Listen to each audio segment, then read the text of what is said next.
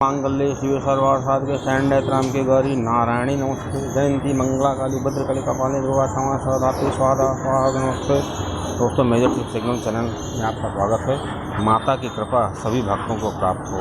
दोस्तों, साल में 4 तरह के नवरात्र होते हैं, 4 नवरात्रि होते हैं। इसमें 2 नवरात्र प्रत्यक्ष होते हैं और 2 अप्रत्यक्ष होते हैं। तो जो प्रत्यक्ष नवरात्र हैं वो शारदीय नवरात्र और चैत्र के नवरात्र होते हैं, और प्रत्यक्ष जो होते हैं वो गुप्त नवरात्र के रूप में मनाए जाते हैं। तो एक आषाढ़ मास में होता है, एक माघ के मास में होता है। इसको गुप्त नवरात्र कहते हैं। और दोस्तों, इसमें गुप्त पूजा की जाती है, मतलब जो 9 महाविद्याएँ होती हैं उनकी पूजा की जाती है। और जो प्रत्यक्ष नवरात्र होते हैं उनमें माता के 9 रूपों की पूजा की जाती है, जो 9 देवी होती हैं। अब आइए जानते हैं कि ये 10 महाविद्याएँ कौन सी होती हैं। दोस्तों, 10 महाविद्याओं में पहली है काली, तारा, त्रिपुरा सुंदरी, भुवनेश्वरी, छिन्नमस्ता माता, भैरवी, धूमावती, बगलामुखी, मातंगी। इस प्रकार से दोस्तों 10 माताएं होती हैं।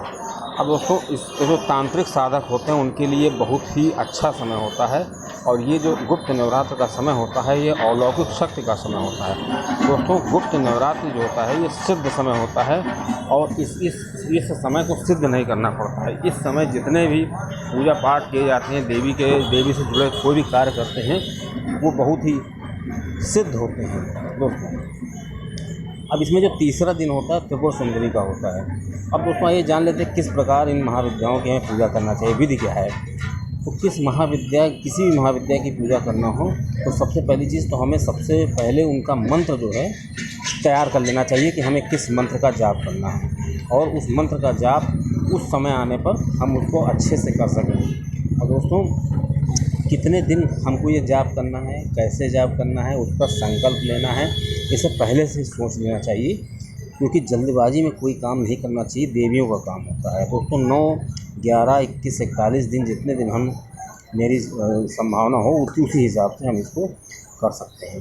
अब दोस्तों, इस पूजा में 3 सबसे बड़े विधान होते हैं। सबसे पहले कलश स्थापना, दूसरा चौकी की स्थापना, और तीसरा सबसे जो महत्वपूर्ण कार्य होता है वो अखंड ज्योति है, और उसमें कन्या कुमारी खिलाना, हवन करना, ये भी हम जोड़ सकते हैं। इस तरह से 5 कार्य बहुत ही इम्पोर्टेंट होते हैं। अब दोस्तों आइए जानते हैं कलश की स्थापना किस तरह करते हैं। दोस्तों, कलश की स्थापना हम मिट्टी का भी कर सकते हैं, कांसे का भी ले सकते हैं, और पीतल का भी ले सकते हैं, लेकिन स्टील का नहीं होना चाहिए। अब दोस्तों, इस कलश बहुत ही महत्वपूर्ण चीज़ होता है। कलश में सभी देवी देवताओं का आवाहन किया जाता है। इसमें थोड़ा गंगा जल भर लेते हैं और शुद्ध जल भर लेते हैं, और इसमें स्वास्तिक से रोली मिला लेते हैं, ये बना लेते हैं। अब दोस्तों, इसमें क्या करते हैं कि ये ऊर्जा का स्रोत होता है। इसमें चारों तरफ से हम मौली लपेट देते हैं और पीले धागे से ऊपर से बांध देते हैं, और इसमें 2 इलायची, 2 लौंग डाल दी जाती है, क्योंकि इससे देवता का आवाहन किया जाता है। अब दोस्तों, इसको करने के बाद इसमें सुपारी, चंदन, 2 हल्दी, इत्र, आम, मतलब इतनी चीज़ें इसमें डाल करके ऊपर से बंद कर देते हैं। रोली से उसको चारों तरफ जो है वो कस देते हैं, और कलश से हमारा तैयार हो गया। ऊपर आम के पत्ते या अशोक के पत्ते हम रख देते हैं। इनकी संख्या 5, 17 और 11 कुछ भी हो सकती है। अब दोस्तों, ये कलश जो हमारा मिट्टी के बर्तन का भी हो सकता है, तो उसके ऊपर हमको एक नारियल रखना होता है। नारियल जो है लाल कपड़े में, लाल कलेवे में लपेट करके रखना होता है, और एक चीज़ ध्यान रखें कि इसको हमें अपने दाहिनी तरफ रखना होता है, और जो नारियल का मुंह है वो पूजा करने वाले के मुख के सामने रहे, मतलब जब वो मंत्र बोले तो वो सामने एकदम उसके कलश रहना चाहिए, तो ज़्यादा अच्छा होता है। अब दोस्तों, चौकी किस प्रकार लगाते हैं, सबसे इम्पोर्टेंट चौकी। तो चौकी को लगाने का जो प्रावधान है वो पूर्व उत्तर दिशा में है, केवल इन्हीं दिशा में हम चौकी को रख सकते हैं। दोस्तों, चौकी रखने के लिए पहले गंगा जल का छिड़काव किया जाता है। उसके बाद लाल कपड़ा हम चौकी पर बिछा करके उस पर हम माता की मूर्ति रख सकते हैं, किसी भी माता की मूर्ति हो। अगर हमारे पास मूर्ति नहीं है तो हम फ़ोटो रख सकते हैं, फ़ोटो नहीं है तो भगवती की मूर्ति रख सकते हैं। और कलश हमेशा दाहिने की तरफ होना चाहिए, और कलश रखने से पहले उसमें पीले चावल रखना चाहिए। पीले चावल की ढेरी लगा करके ऊपर से कलश हमको रखना चाहिए। और उसके बाद एक माला गणेश की करना चाहिए, एक माला अपने गुरु की करना चाहिए, गुरु ने मंत्र जो दिया है। और उसके बाद एक माला श्री शिव जी की करनी चाहिए, और शिव जी की उपासना भी करनी चाहिए। फिर उसके बाद एक माला हमको बटुक भैरव का करना चाहिए। बटुक भैरव का जो मंत्र ओम बटुक भैरव नमः, उसके बाद मंत्रोच्चार में वो थोड़े से चावल लें, अक्षत लें, उनको पीले रंग से रंग लें, उसमें फूल लें और थोड़ा सा पानी लेकर के देवी से आवाहन करें कि मैं माता आपका जो ये हवन है, ये पाठ है, 11 पाठ, 21 पाठ, 41 पाठ करूँगा और मुझे इसके लिए शक्ति दें, मुझसे कोई गलती हो तो उसको माफ़ कर दें। दोस्तों एक ख़ास बात होती है कि हमें रोज़ माफ़ी मांगनी है कि हमें पाठ में कोई गलती हो रही है तो उसके लिए हम माफ़ कर दें, लेकिन हमको संकल्प एक ही दिन लेना होता है।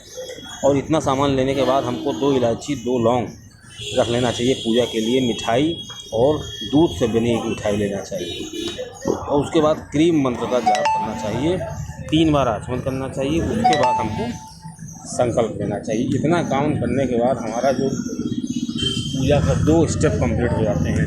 अब आती बात जो दीपक होता है, तो घी का दीपक हमको जलाना चाहिए। दोस्तों दाहिनी तरफ अक्षत रखना चाहिए, संकल्प लेना चाहिए और माँ से प्रार्थना करनी चाहिए, सफलता की प्रार्थना करनी चाहिए कि हमारा जो दिन हो सफल हो, हमारी पूजा सफल हो। प्रथम दिन हमको संकल्प लेना है, हमेशा संकल्प नहीं लेना है। और कौन सा पाठ करना है ये संकल्प में बता देना है कि हमको कुंजिका स्तोत्र के 51 पाठ करने हैं, 41 पाठ करने हैं। हम 11, 51, 41 पाठ का संकल्प ले सकते हैं। 21, 51 इसी संख्या में होना चाहिए। हम 11 दिन का संकल्प ले सकते हैं, 21 दिन का ले सकते हैं, 51 दिन का ले सकते हैं, 41 दिन का, 9 दिन का, कैसे भी हो, लेकिन संख्या इन्हीं में होनी चाहिए।